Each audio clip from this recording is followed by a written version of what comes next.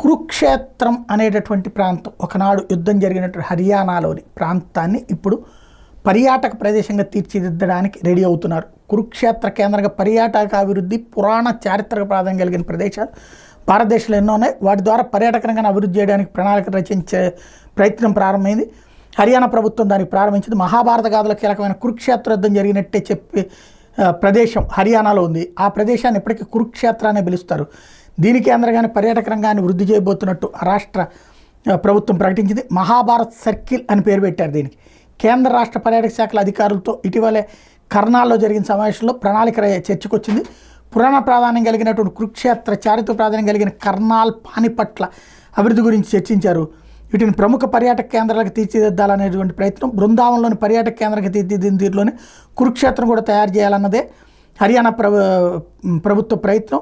కృష్ణ భగవానుడి జీవితంతో ముడిపడి ఉన్నటువంటి దృశ్యాలని అక్కడ మెన్షన్ చేస్తూ చేయాలన్నటువంటిది అందులో ప్రధానమైనటువంటిది. కురుక్షేత్రం ప్రపంచ పర్యాటక కేంద్రంగా తయారు చేయాలి. టోటల్గా 200 కోట్ల రూపాయల వరకు ఖర్చు అవుతుంది అన్నటువంటిది ప్రతిపాదించారు. మహాభారత 2వ సర్కిల్ పేరుతో సాగిన కర్నాల్ సదస్సుకి దాదాపు 130 మంది పారిశ్రామికవేత్తలు కూడా హాజరయ్యారు. ఆ ప్రాంతం అంతా కూడా టూరిజం స్పాట్ కింద తయారు చేయడానికి ప్లాన్ చేస్తున్నారు.